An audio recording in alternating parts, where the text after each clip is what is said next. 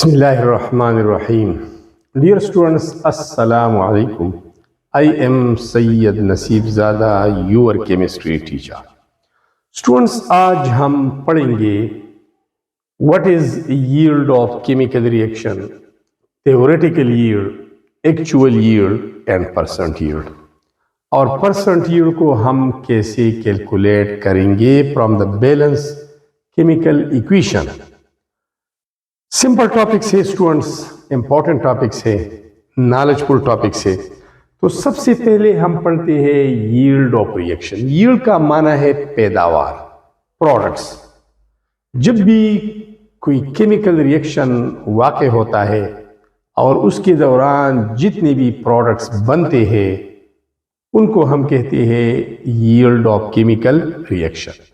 Products खा solid state में हो, लिक्विड में हो, गैस में हो, सोल्यूशन फॉर्म में हो, उसके जितने नंबर ऑफ मोल्स बनते हैं या जितना मास बनता है, इसी को हम रिएक्शन का पैदावार या यील्ड ऑफ केमिकल रिएक्शन बोलते हैं। डिफिनीशन की तरफ जाती है स्टूडेंट्स।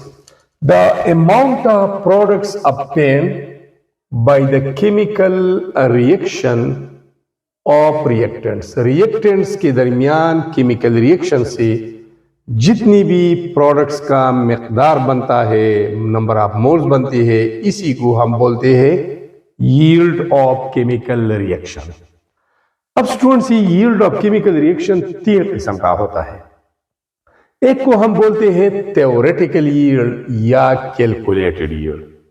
थ्योरेटिकल, यह नजरियाती पैदावार इसको कहते हैं।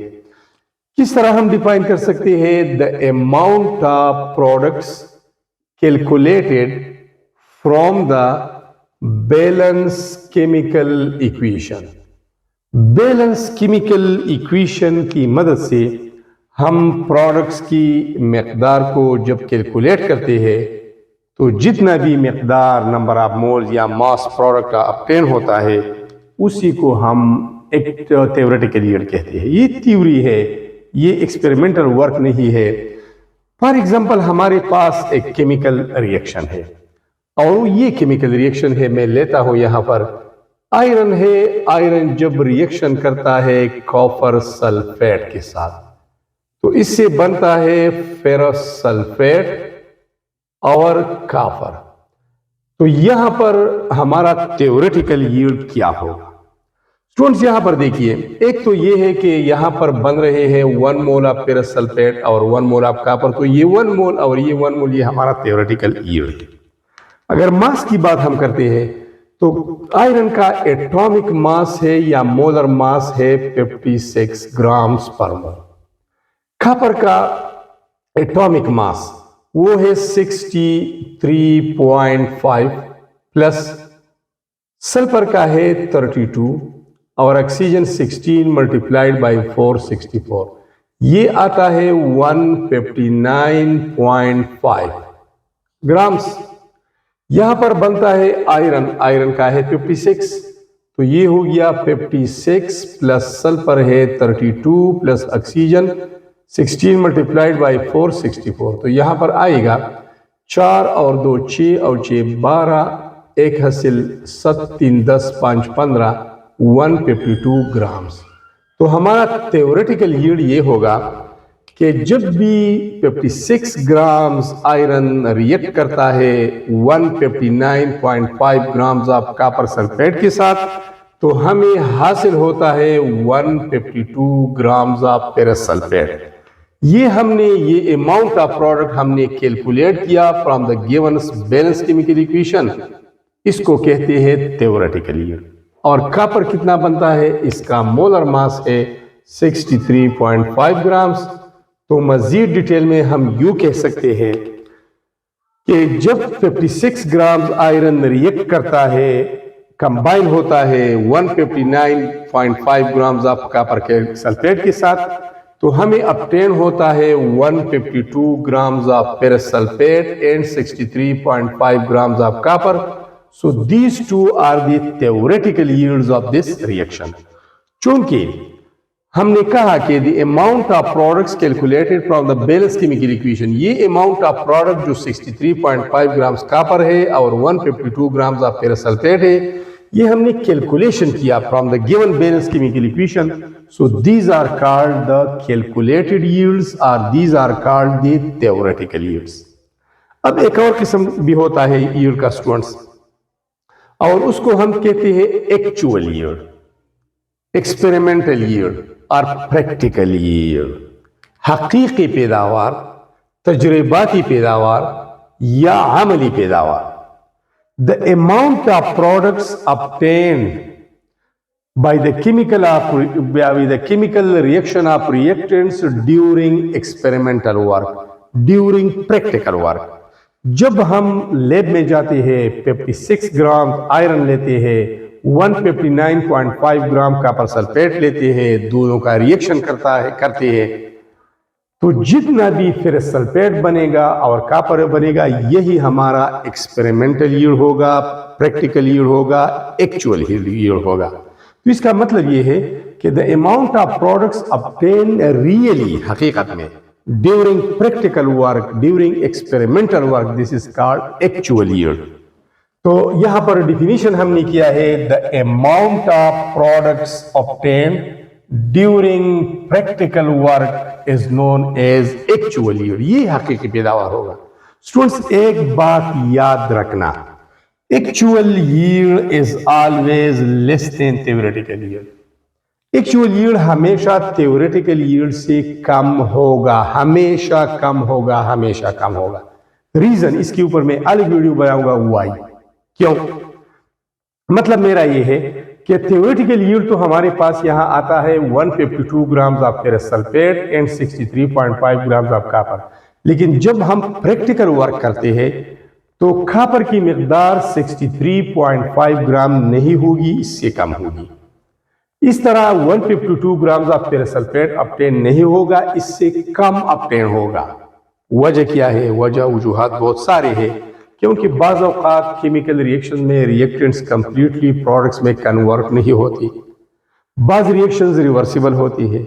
इस तरह रिएक्टेंट्स में इम्प्यूरिटीज का मौजूद होना, इस तरह बाई प्रोडक्ट्स का बनना, मेन प्रोडक्ट्स के अलावा बाई प्रोडक्ट्स का बनना, मेन रिएक्शन के साथ साथ साइड रिएक्शन का वाक़ होना, और ड्यूरिंग कंडीशन चेंज, टेम्परेचर में चेंज अगर होता है या प्रेशर में या वोल्टेज में. और जब हम प्रोडक्ट अलग करते हैं तो फिल्ट्रेशन, सेपरेशन के दौरान भी प्रोडक्ट का जिया होता है, लॉस होता है. ये वजूहात थी जिसकी वजह से, इसकी ऊपर में अलग वीडियो बनाऊंगा, लेकिन ये वजूहात थी जिसकी वजह से actual yield always less than theoretical yield. तो फिर हम जाते हैं परसेंट यील्ड की तरफ. असल में परसेंट यील्ड की मदद से हम ये मालूम करते हैं कि ये रिएक्शन कितना यूजफुल है. इस मेथड को इस्तेमाल करके हम कितना परसेंट फेरस सल्फेट या कॉपर ऑब्टेन कर सकते हैं. मतलब हमारे पास 100 ग्राम में से कितना लॉस होगा, एक्चुअल यील्ड कितना कम होगा थ्योरेटिकल के मुकाबले में. अगर एक रिएक्शन हमें 90% या ओवर 90% प्रोडक्ट देता है तो उसको हम कहते हैं एक्सीलेंट रिएक्शन.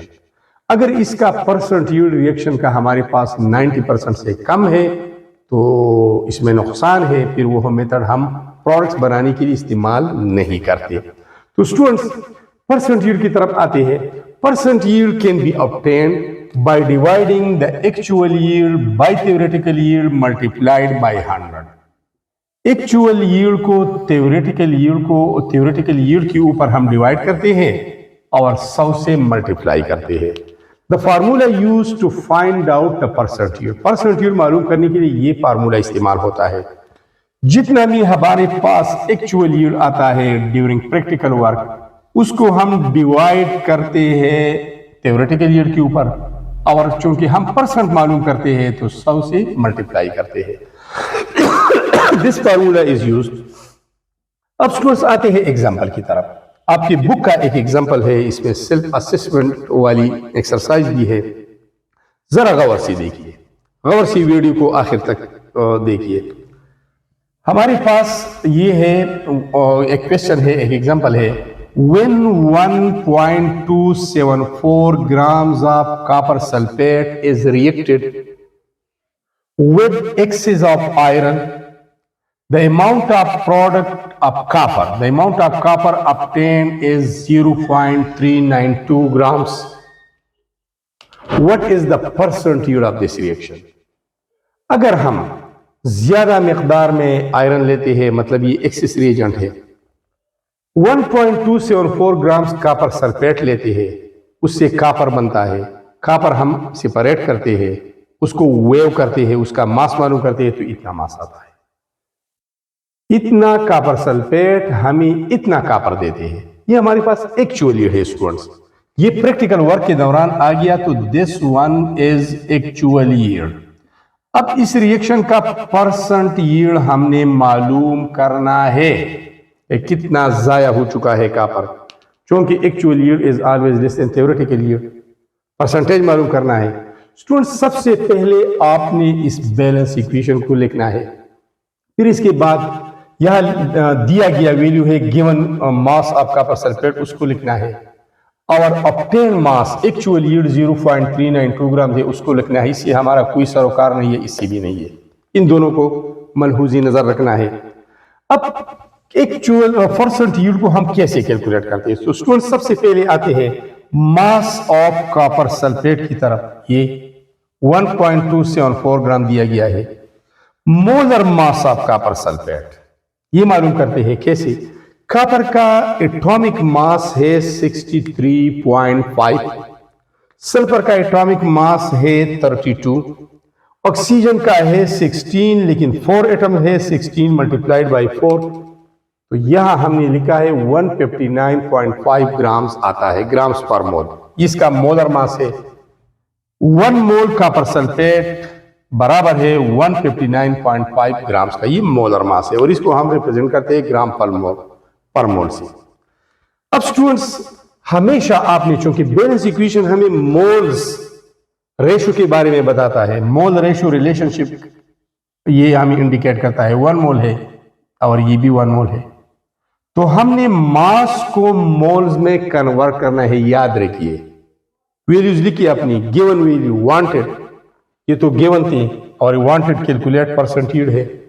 तो आपने अब मोल मास को मोल में कन्वर्ट करना है। कौन सा फार्मूला इस्तेमाल करना है? आपको पता है कि जब हम मोल्स मालूम करते हैं तो हम डिवाइड करते हैं मास को मोलर मास के ऊपर। ये आपको खूब पता है, स्टोइकोमेट्रिक का एक बेसिक फार्मूला है जिसके जरिए हम नंबर ऑफ मोल मालूम करते हैं। आपने मास को, इस मास को मोल्स में कन्वर्ट करना है, तो number of mole is equal to mass divided by molar mass. यहां पर आपके साथ मास है 1.274 ग्राम्स, ये है।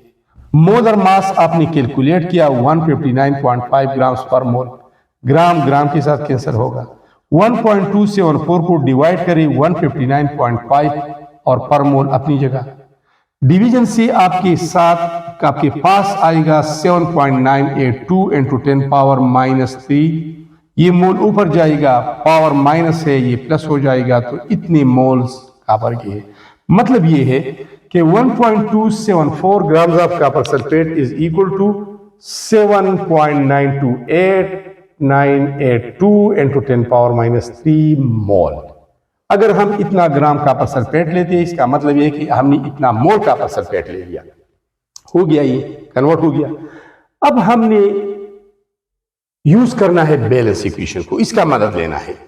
तो यहां देखिए, from this balance chemical equation it is clear that, ये आप देख सकते हैं ना, इट इज क्लियर, ये जाहिर है that 1 mole of copper sulphate produces 1 mole copper.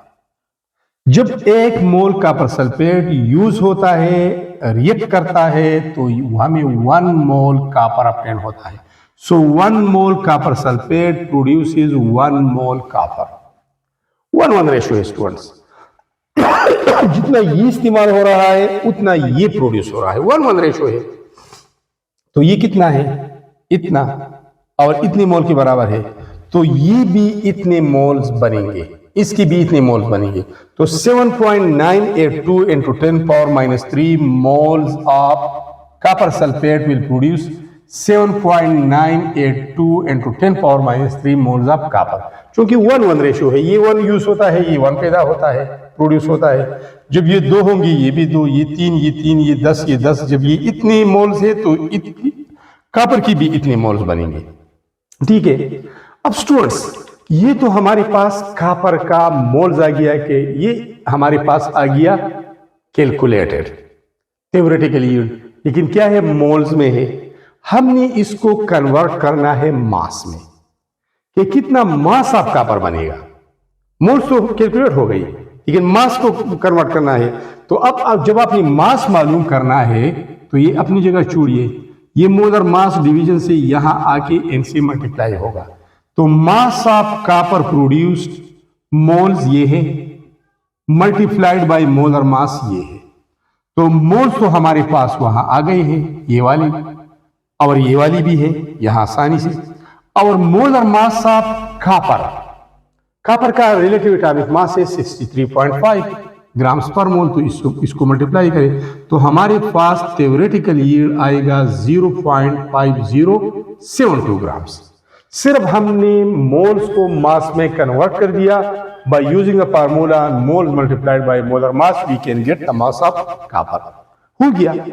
Actual yield तो दिया गया है, थ्योरेटिकल यील्ड हमने कैलकुलेट किया। अब एक्चुअल यील्ड को थ्योरेटिकल पर डिवाइड करें और 100 से मल्टीप्लाई करें तो हमारे पास आएगा परसेंट यील्ड। परसेंट यील्ड कितना होगा? Actual yield divided by theoretical yield multiplied by 100। Actual yield ये है, दिया गया है, थ्योरेटिकल यील्ड हमने कैलकुलेट किया, मल्टीप्लाइड बाय 100, तो हमारे पास आंसर आएगा 77.30%।